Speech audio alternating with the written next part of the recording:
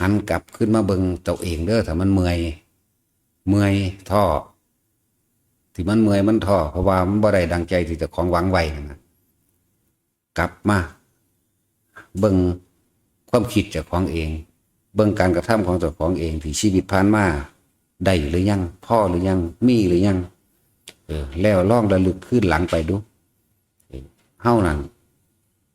มีที่อยู่อาศัยมีไห้มีหน้าบ่พอได้หาอยู่หากินอยู่น้ำบ้านเจ้าของบ่ปลูกเขาเองกินอยู่บ่แม่นบ่ปลูกเขาเองกินเองเป็นอยู่บ่ปลูกผักกินเองเป็นอยู่บ่หาอยู่หากินน้ำห้วยน้ำหนองคลองบึงเป็นอยู่บ่ระลึกเบิ่งเฮาอยู่เฮาผจญภัยนี่คือผจญกับกิเลสตัณหาเจ้าของผจญกับความอยากเจ้าของเด่นแต่ละมื้อลุกขึ้นตื่นขึ้นฟ้าวออกจากห่วงจากลังออกจากที่นอน